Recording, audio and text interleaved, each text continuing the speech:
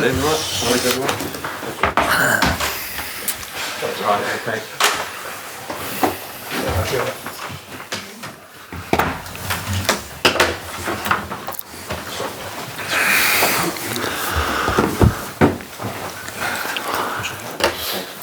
Afternoon everyone, just to the usual reminders for everyone in the room and for the cameras, we're doing two sections as normal. The first one's for immediate use, second one at 10:30 this evening. Gail, we'll start with you for Sky Sports. Yeah. Hi. Hi. As we're limited to questions, I'll get to the ones that they want the most. Transfers first. Ainsley Maitland-Niles, the latest to be linked with you from Arsenal. Is this close to happening, or is Sure. No. I don't want to speak about rumours, any transfer news, or for all the other questions. Also, we play against Man Utd on the weekend.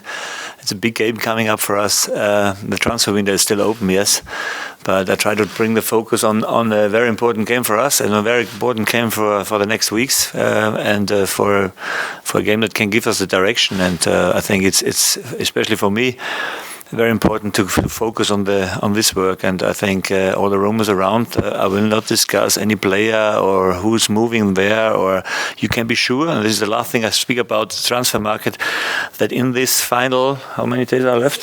6 days, there will come players in and there will go players out. This is what I can tell you. in and out? Yes. Could you just give us an idea? Because fans desperately want to know Who? Who? I don't know. I don't know who. I don't know who goes out. I don't know who goes in. But I'm sure that there will be in both directions something working. What would make you happy then next Friday? When I have 6 points more, and then I would be really happy, because then it means that we have done a fantastic job. What is on the pitch and with the team and everything else about players coming in and out, I can tell you afterwards if I'm happy or not. Okay, let's talk form of Che Adams then. Week for him. Yeah. You thought I was going to ask you a question. Yeah. Didn't you? Yeah, he's good in the moment. He scores goals. He's on fire, and after the last Premier League game where he really had a big impact after coming on, he showed against Cambridge that he can score goals, and this is a signal of feeling comfortable in the situation he's in. What I was actually going to ask you, because I didn't get to ask my questions, all I said with Che Adams is, you clearly knew that the form was there. With him, is it a case of confidence? And the last week, how far can those last two games take him? I mean, could it fuel him for the rest of the season, spur him on? When you see the history of strikers, it's always that when you have a long time where you don't score goals, this is not the best for your self-confidence. And I speak with a lot of experience in this part of this business, because it is always hard. And I think his last goal before this 2 against Leicester was in February, I think, like that. And so it's normal for a striker that you then a little bit frustrated or whatever. But it's on us to bring him in these positions. It's on us to help him going through there and still give him the trust. And there will automatically come the moment when things are turning around. And then you need a game like this one where you step in and score 2 goals against Leicester, win the game for us. And then suddenly it's everything looks nicer, easier, and you are full of self-confidence. It goes very quick as a striker. The swagger's back, is it? Yeah. Just in time for what you describe as a huge game. Man United, how different a prospect are they this week than they might have been a week ago? Yeah, this is a team that has a new manager, and after a not very long pre-season where you, as a new manager, have to wait that every new player is coming in, that you have a whole squad available to work with them, to give your ideas space, time to develop them. It is not surprising that it doesn't work immediately, everything perfectly. Yeah? I mean, I see a very clear identity of what they are doing now, what they want to do now. And this is also not surprising that in the first 2 games it was not everything perfectly working. It would be more surprising when they are immediately flying.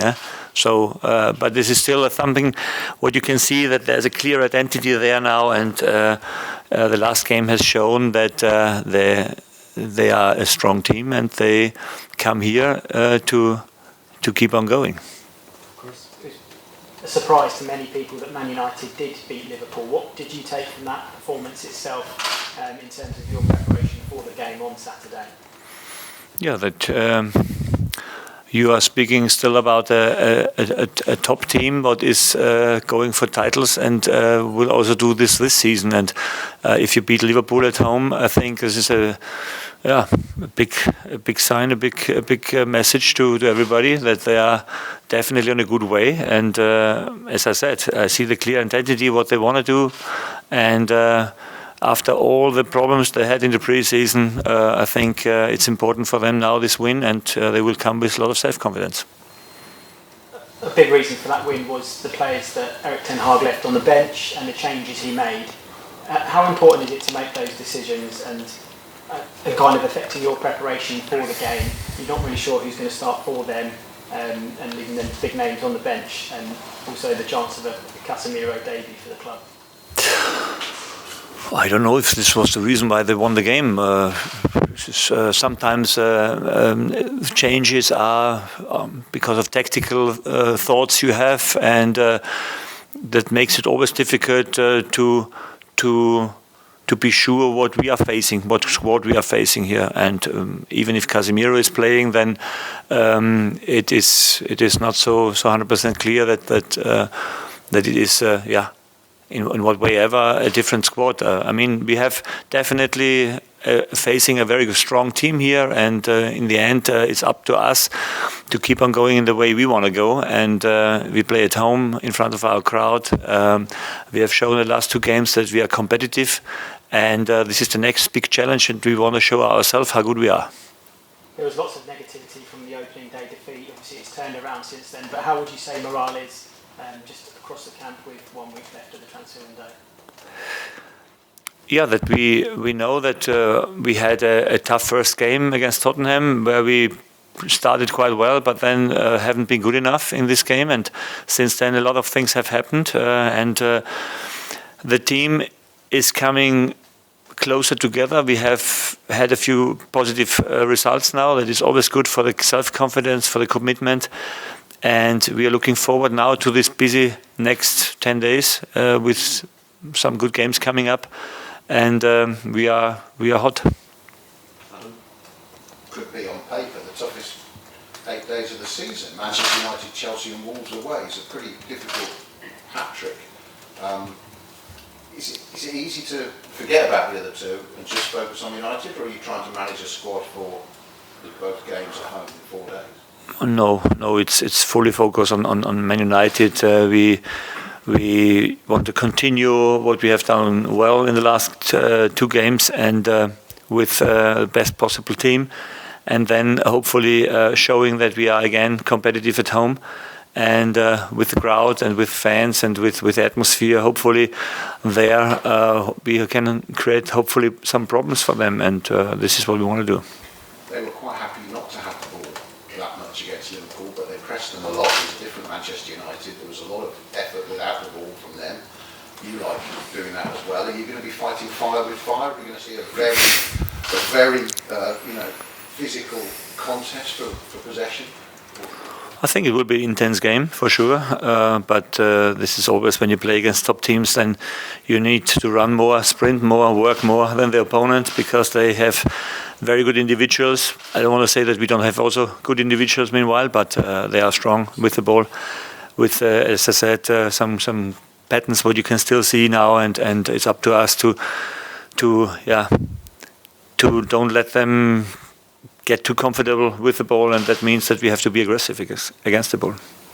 You've always talked about being brave, and I could say that you were brave in the last week, going back to a back 4 against Leicester and saying, right, we're going to do something different, when you could have easily stayed to what you've done pre-season. Can you carry on being brave? Are you going to be trying to be on the front foot and play with the back four again? Are you going to? Is that the best way? No, yes, it's one way. I think you cannot underestimate the fact that we a little bit surprised maybe Leicester with this fact. This surprise is gone now when you go again like this. So they will also analyze you and look what you do. And we have still some patterns, I think, what we can do better. And yeah, I think we have shown in the past that we can be flexible tactically. But especially with the new players coming in, it was important to find something what to deliver on the pitch is a little bit easier than a 4-2-2 with clear, very, very difficult automatism you need to have. And we try to find something that we feel comfortable with, but doesn't look passive. We want to be active. We want to be still pressing them and give them early pressure, because this is what we are. Yeah, what is our DNA, if you want? Just finally, injury news. Romain Perraud in particular, is he getting close? And is there anyone else that's struggling since the midweek? Romain is back in training. This is good to see, because he was out with groin problems, and now today it looked good. He wasn't ready for the cup game, so we tried to give him a good session on Tuesday. With some other players, they stayed home and trained today, trained good, and now we will see for the weekend if he's ready for this. Thank you. We'll move on to Can I do a couple for TalkSport? Yeah, of course, they're right. Just on Che Adams, there continues to be a lot of noise, not just on social media, but maybe from journalists based up in Liverpool as well, suggesting that bids have been made by Everton. Can you categorically say that Everton have not made any bid for Che Adams? Because that's the information I'm getting. I can categorically say that he's our player and he will stay with us, and that we love him, especially then when he scores goals. So he's definitely, even if they do bid, you've told the board you don't want to sell him. He's our player, and we will definitely not sell him in the summer. And in terms of his reaction, I mean, the fact he scored goals with all this noise in the background, that suggests that he certainly hasn't been affected negatively by the rumours. Maybe the opposite effect. Maybe it's had a positive impact on him. That's why you asked the question, no? That we keep the positive effect alive. Yeah, but have you seen that? Have you seen a change in his demeanour and his work rate maybe around training? To be honest, so you are maybe more in the rumours than I am, because I'm more concentrating on how I can help him to score goals. But when I see his mode in the last weeks, changed completely since he scored. And I mean, no, not since we scored, since we changed the shape and since we play in a little bit different way, and this helps him definitely. And this is the reason why I think he feels more comfortable in this role like he was before. Just one more from me. A lot's been made of the lack of height that Lisandro Martinez has or doesn't have. It looks like Che might relish that confrontational battle. Will that be a big part of your game plan? I think it's not that easy in football, to say, he's small, so bring the balls there, and he's a little bit taller, so don't kick it there. When it would be that easy, it's not that simple in football. But we will not be so stupid to think that it's going in that way. We have our plan. We definitely want to do things to let them struggle, and hopefully we can see this on Saturday. Thank you.